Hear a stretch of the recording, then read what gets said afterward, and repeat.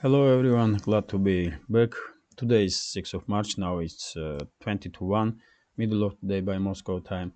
I'm Levan Gudadze and this is my channel in which I share latest updates on the news that are making headlines in Russian media outlets and Russian language pages on different internet platforms. There is quite a few very significant developments and news that I like to share with you for this moment. But before I start, let me once again emphasize how grateful I am for your time, attention and support. It truly does mean a lot to me, so thank you very much. That being said, let's talk about news now. And today I will start with Georgia, if I may, because it seems like U.S. Secret Services and Washington in general are conducting yet another attempt to destabilize Georgia, to prepare ground for regime change and put in power associates and henchmen of former Georgian president and war criminal Mikhail Saakashvili, who provoked uh, military conflict with Russia in 2008. This time, reasoning to escalate for opposition, so-called opposition, is that majority in Georgian parliament, which is represented by ruling party Georgian Dream, is planning to work on a law about foreign agents, so that society will know for sure how many NGOs are receiving funds and how many organizations in general are receiving funds from foreign countries, from foreign state institutions or private institutions. And of course, this so-called opposition is not happy about it because U.S. did manage, U.S. State Department and U.S. Secret Services did manage to build up in Georgia huge number of to create in Georgia a huge number of so-called NGOs, hundreds of them, which are financed by U.S. State Department or CIA or some other institutions, for example, by Soros Fund. And Soros is, we all know Soros is criminal on its own. And the so-called opposition is not happy about it, and they are using this reason to conduct yet another attempt of destabilization, and they are calling their supporters to gather next to Georgian parliament. And this picture is made this morning, for example, as I understand. That's Georgian news agency Interpress News. So, and not just this, look at this, man. One of the leaders of national movement, which is party of Saakashvili, basically, that war criminal. So, chairman of the national movement, Levan Habeishvili, told people that are gathering next to parliament that opposition is going to fight physically to prevent this law from being passed. So this is basically open statement about attempt to start regime change, isn't it? That's how I interpret this kind of statement. These so-called opposition leaders should be arrested for these kind of statements straight away, because his statement means that he wants Georgia to end up in civil war. So, but current Georgian government is too soft on these criminals, man. They are too soft on these criminals and those assets of U.S. Secret Services.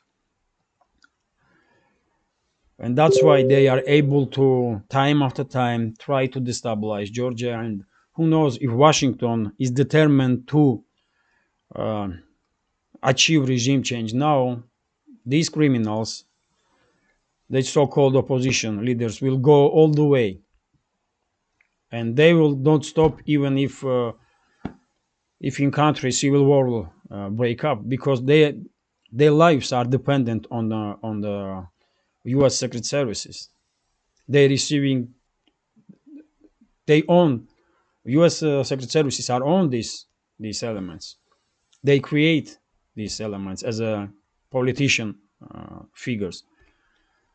So it's very very significant developments because as you know, US was trying for a long time now, and I was talking about this in my previous updates. US was very active to try and destabilize Moldova and Georgia to somehow open second front against Russia. It seems like US has full control over the Moldova now, and they may use Moldova anytime to conduct provocation against, for example, Transnistria, uh, which is basically move against Russia. And now they are yet again trying to uh, prepare ground for regime change in Georgia so that they can use Georgia to yet again open second front against Russia. Let me show you on the map. That's Moldova here, and that's Georgia. That's Georgia here, and who knows, man? If US are determined to achieve regime change now, we may see large-scale escalation in Georgia in coming days, maybe even today.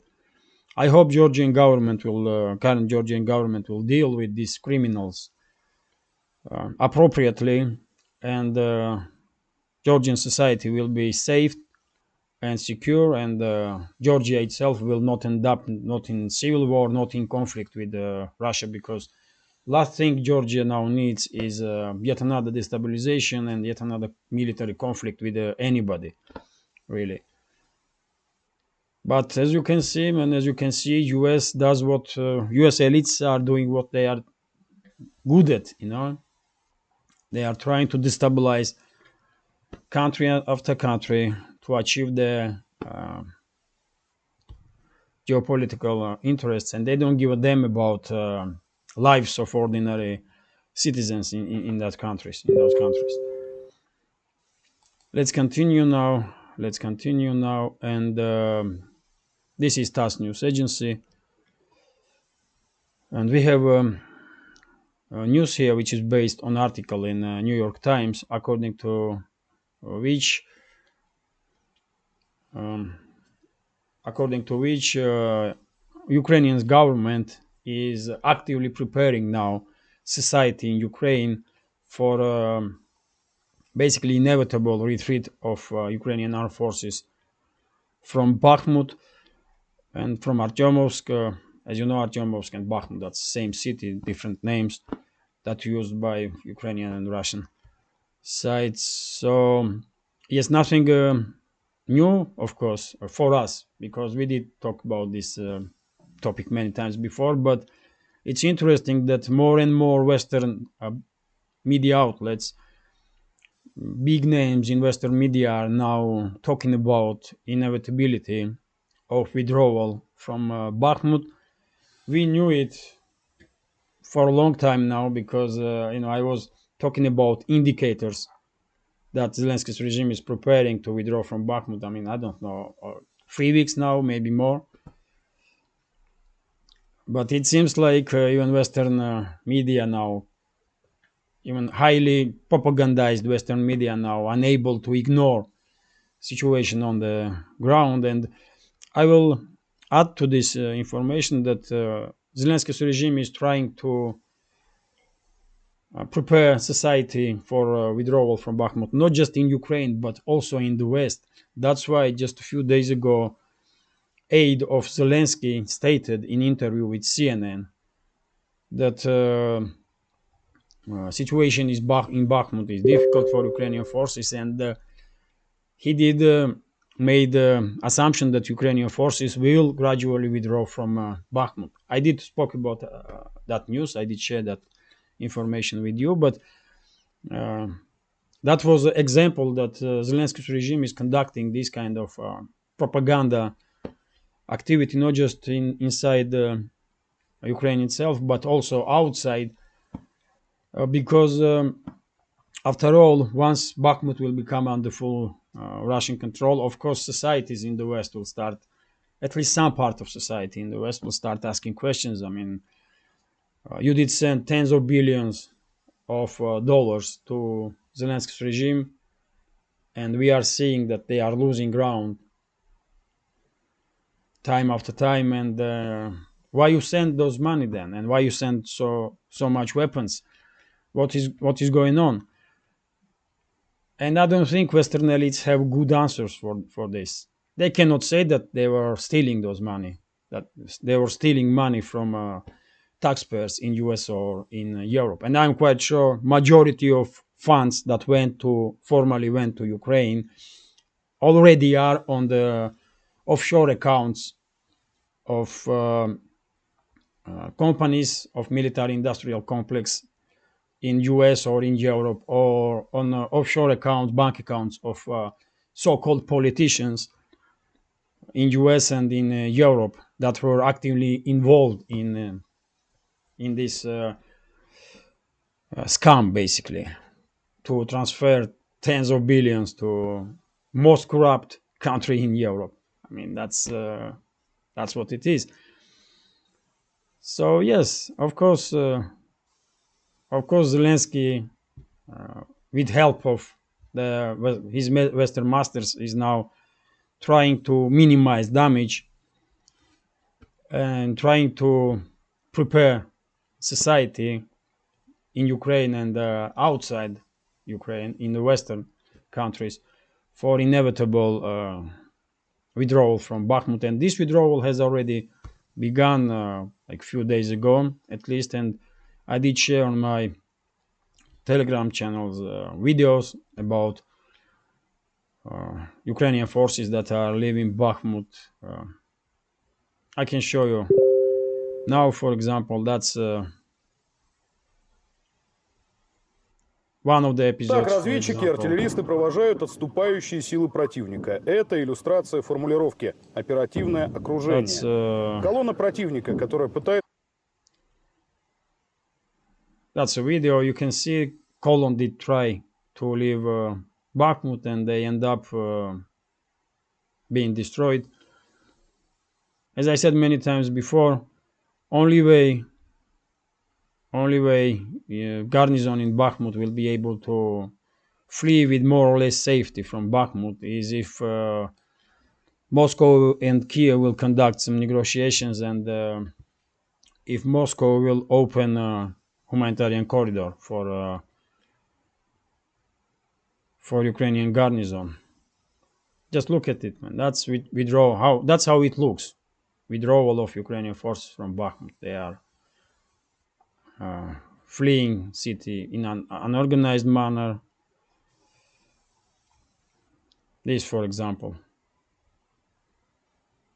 This is also road from Bakhmut, and it's just carnage. So, yes, it is what it is, man.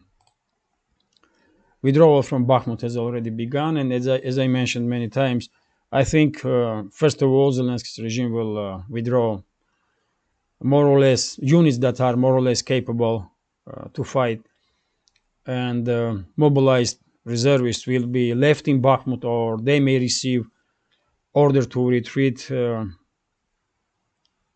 when it's already too late, but they may receive order to retreat when all other units have left Bakhmut.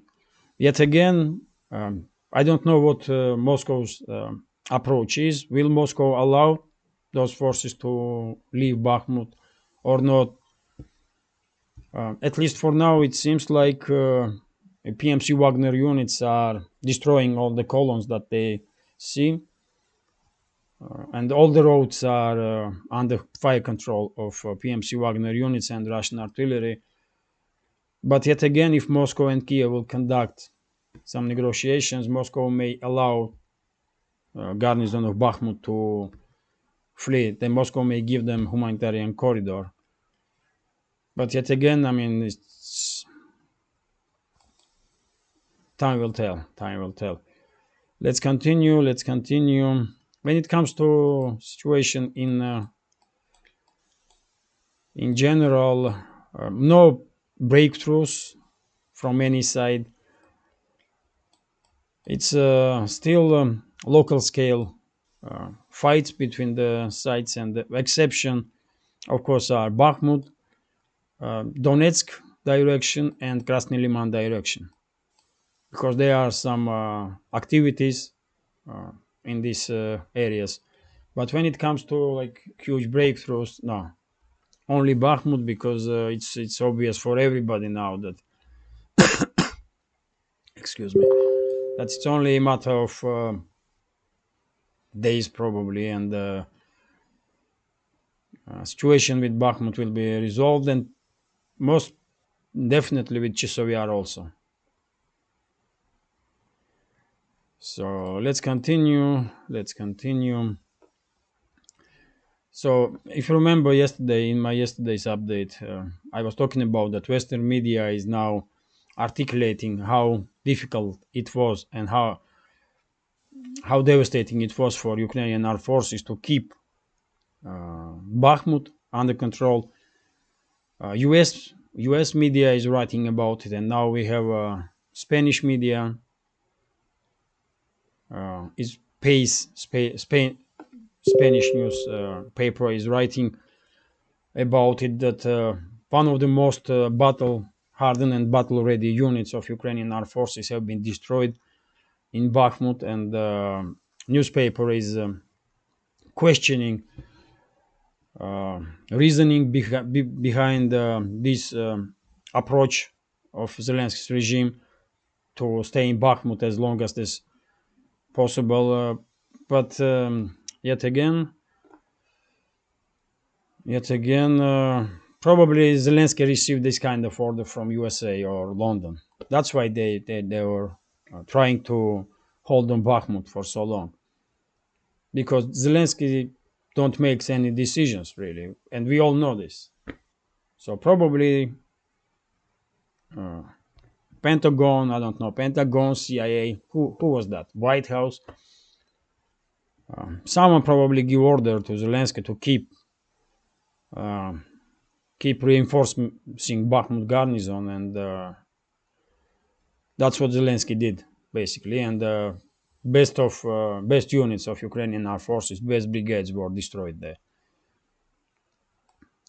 And yet again, these kind of articles in the Western media are exactly the preparation of society for inevitable withdrawal of Ukrainian armed forces from Bakhmut and from Chisovyar also, because it will take just a few days after Bakhmut will become under full Russian control to, it will take only a few days for Russian side to establish control over the Chisovyar too. I'm quite sure about that. Let's continue. This is RBK news agency is reporting that yes, building, as you know, I did talk about topic of conflict between Zelensky and head of Ukrainian General Staff Zaluzhny. Not just me, but many other channels did talk about this topic. And now Bild is writing that Zelensky and Zaluzhny had some hard discussions about Bakhmut and about necessity to withdraw forces from Bakhmut before it's too late, even though it's already late. But yet again, what Zaluzhny can do in this situation? He can conduct a coup, he can try, or he should listen what Zelensky is telling him, because formally Zelensky is the head of Ukrainian armed forces as a president. So nothing Zaluzhny can do. He is a military person. He probably very well understood that best Ukrainian units were destroyed in Bakhmut, and that's why even months ago he was asking Zelensky for permission to withdraw forces from Bakhmut. But yet again, Zelensky had different orders from Washington and London, and that's why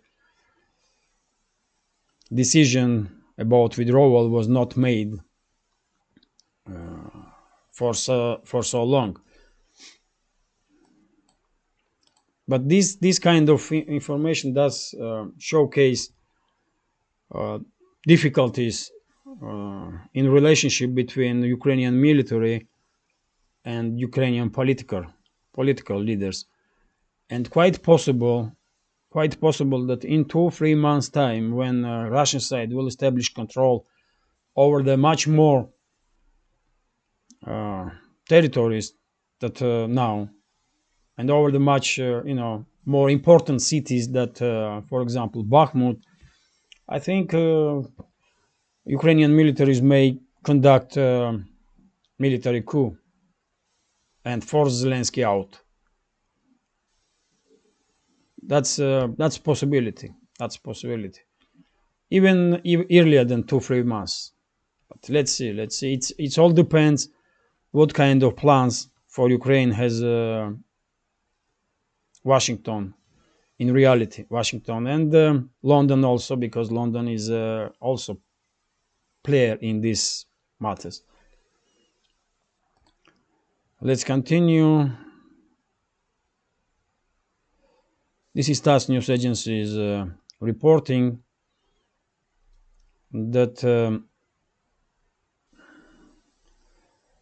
current head of Zaporozhye region, Yevgeny Balitsky, stated that in close future, in nearest future, city of Zaporozhye city will become under full Russian control. Let me show you this on the map.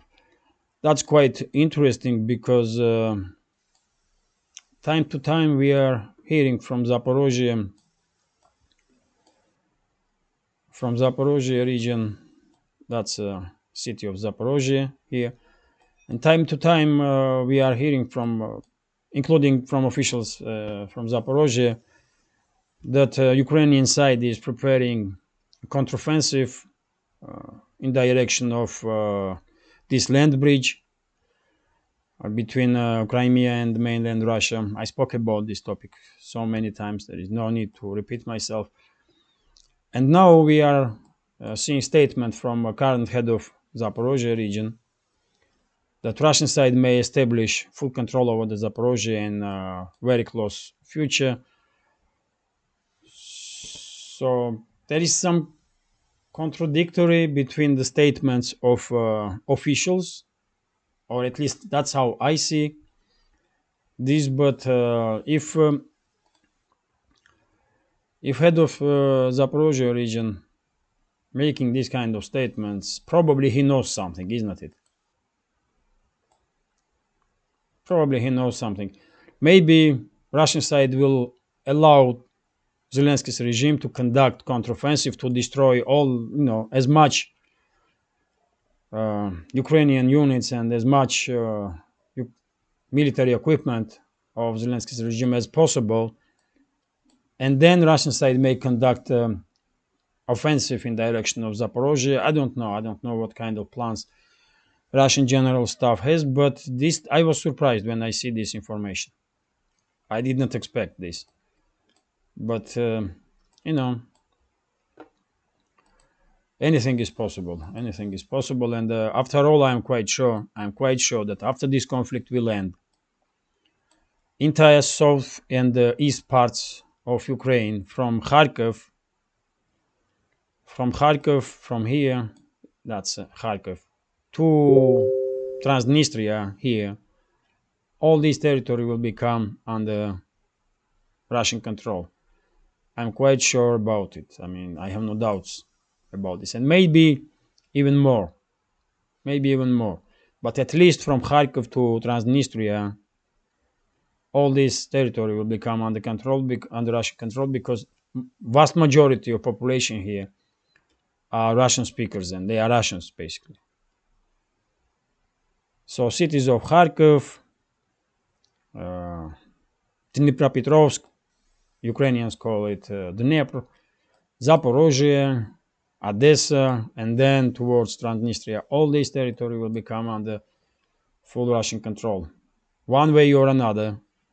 But once this conflict will end, that's what we're gonna see. Maybe even more. I don't know what exact plans what plans the Moscow has, but that's my prediction.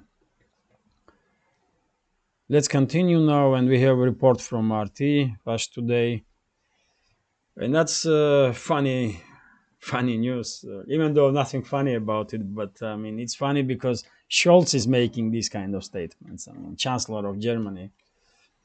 So German Chancellor said that Beijing will face consequences if it sends arms to Moscow. And you tell me how funny this sounds, man. You tell me, how anyone can take statements from Scholz seriously anymore. And he is trying to threaten China. He cannot deal with Polish elites, man. He cannot deal with Polish elites. And Polish elites are pushing around Germany like, banana republic. And Scholz is, I mean, probably he is so much out of touch with reality that he don't even realizing how bad entire German government looks from outside of Germany, and probably even inside of Germany, because German society, I'm quite sure, very much not happy when they see what kind of individuals are running their country.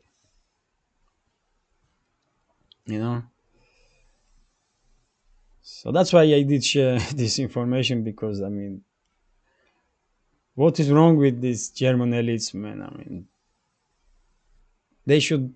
Come on, man. It's truly it's sad. It's sad because we are talking about Germany, man. It's sad, and same time it's funny because it seems like Scholz officially wants to continue his work, his career in circus somewhere, and he's training to become a good clown, because that's what his statements are look like. Let's continue. This is Kommersant newspaper, and this news is quite interesting one. So one of the members of Turkish Security Council stated that Ankara may refuse to buy from US F-16 fighter jets and instead purchase or instead buy fighter jets from Russian Federation. And this contract, we are talking about some $20 billion. It's a huge contract. It's a big deal.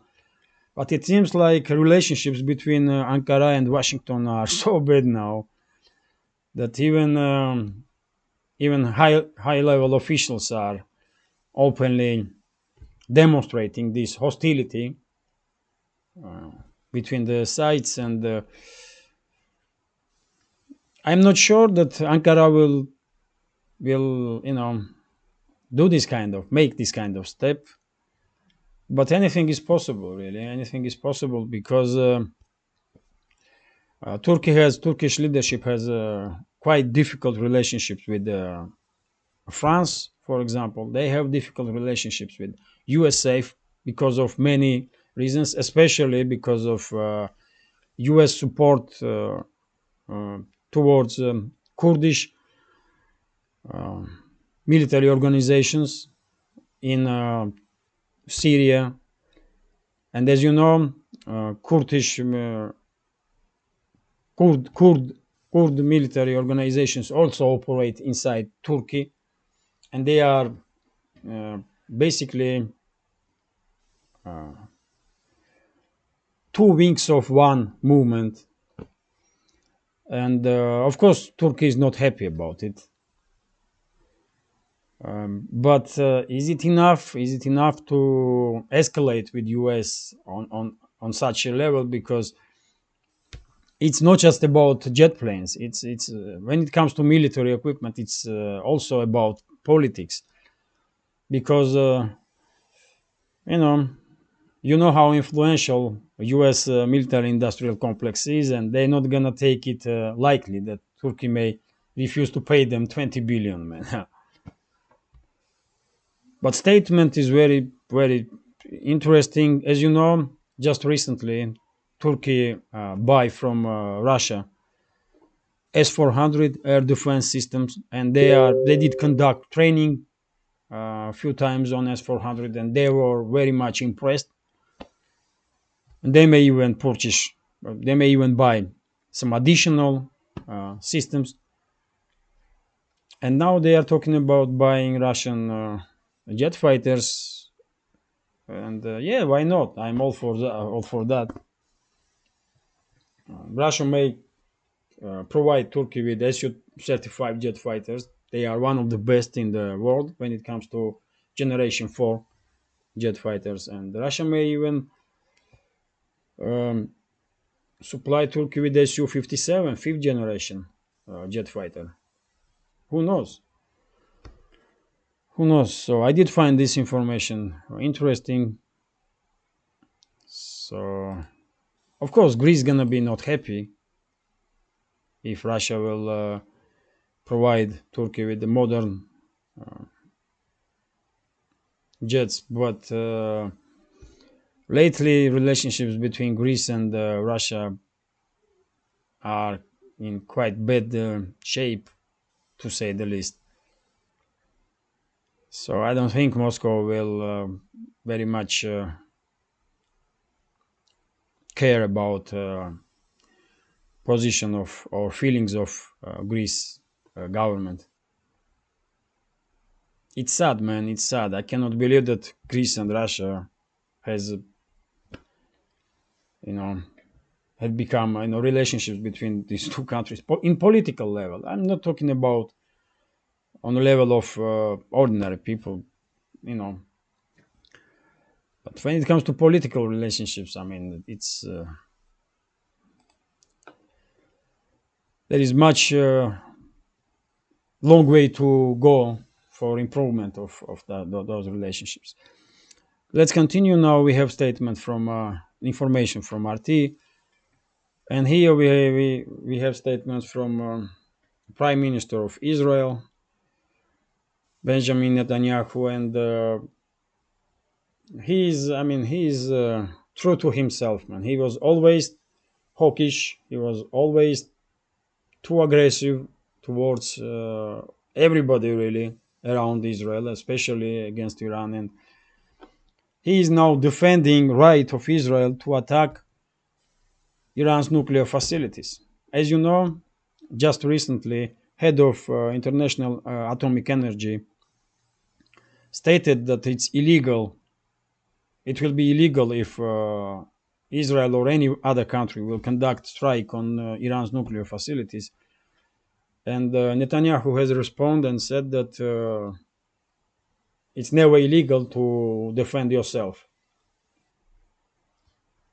And yes, it's never illegal to defend yourself. I will agree with this statement, but I don't really believe that Iran is very keen to fight Israel, really. If Israel will conduct some, if Israel even try to develop some proper relationships with Iran, then it can be achieved, It can be achieved. All it takes is for Israel to conduct itself more humanly towards Palestinians. And then I'm quite sure Iran will have no issues. And towards Syria also. And we will see that relationships between Iran and Israel will improve. But I'm hardly doubt that at least as long as the ultra-right elements like Netanyahu are in power in Israel, I highly doubt that anything will change in relationships between Israel and Palestine, or Israel and Syria, or Israel and Iran. And when it comes to threats from Netanyahu that Israel and his attempts to defend Israel's right to attack Iran's nuclear facilities, let's be clear here. When I see this news, I picture geopolitical strategy of the West. Because if Israel attacks Iran, it's obvious that Iran will retaliate, and we will see some regional conflict, which means that there will be no. It will become impossible to keep safe maritime routes through Persian Gulf. So there will be no shipments no more from that region. And which country will be hurt most if this will happen? China. Of course, China, because China is one of the main importers of oil from Middle East. And majority of oil from Middle East goes through Persian Gulf, isn't it? So if anything like that will happen, if Israel really will conduct strike against Iran's nuclear facilities, that will probably be part of bigger geopolitical game of the Western elites that are against China, because I'm quite sure they won't cut off China from oil of Middle East, and they won't cut off China from oil of Russia. And I did talk about these topics previously. I don't know, if it's necessary to repeat myself now. But anyway, this is a step forward towards escalation from Netanyahu, because he is openly now saying that, you know what, we have right to strike Iran's nuclear facilities. What is wrong with you, man? You are talking about nuclear facilities, isn't it? It's crazy though. Can you imagine what may happen if Israel really conducts strike on Iran's nuclear facilities? I mean, where that radiation from that facilities will go? It will not stay on one place, isn't it? So what is Netanyahu is talking about? I mean, he wants to endanger entire world because he has some insecurities about Iran. You know. So let's continue. We have a report from TASS news agency here. Russian Foreign Ministry announced that they will be. In previous days, we had many informations that Russian side did conduct negotiations with many other countries in the world to ease travel between the countries, and now we can say that in the near future 11 countries will be possible to travel to Russia without need to have a visa, and same will be for Russian citizens. They can travel to these countries, and these countries are Bahrain, Oman, Saudi Arabia, Bahamas, Barbados, Haiti, Zambia, Kuwait, Malaysia, Mexico, Trinidad and Tobago. Also,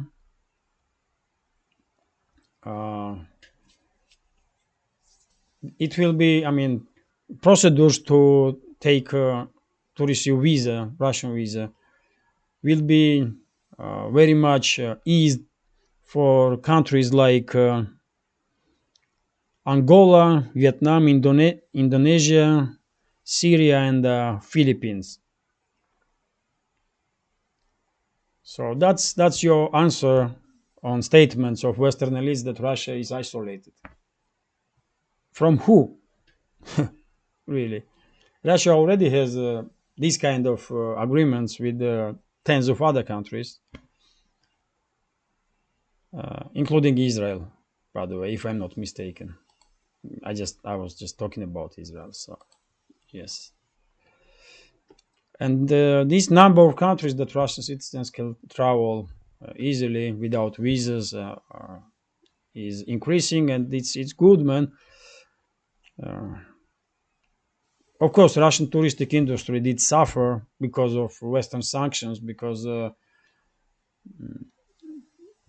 travelers from West probably are now thinking twice if it's worth to travel to Russia. But there are many other countries that will, travel to Russia, and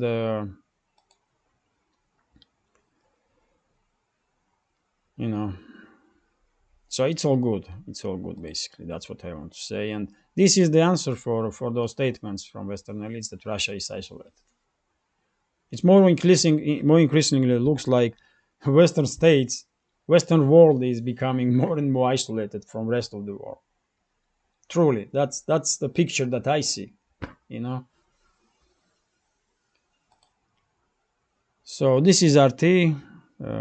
This is RT again, Rush Today, and we have that's quite interesting information also. So Chinese cars are filling void left by Western brands in Russia, and this is absolutely true because I can see it with my own eyes. Increase of Chinese cars on the road. It's just visibly notable. It's visibly notable, and it was. What those Western manufacturers like Volkswagen, Nissan, Renault, or Toyota were thinking when they left, and many others when they left Russia. They give Chinese car manufacturers ideal chance to establish themselves in a big way on Russian market, and that's what they are doing. And by the way, Chinese cars now and Chinese cars, let's say 20 years ago, are very different. Very different. And that's why they are quite popular. They are quite popular in Russia. Quality of Chinese cars has increased dramatically in last 2 decades, just dramatically. Man. If I had the opportunity, I will buy Chinese car. Why not? I just can't, but So there are 3 main Chinese manufacturers here. It's Geely, Chery, and Great Wall Motors. And they are taking over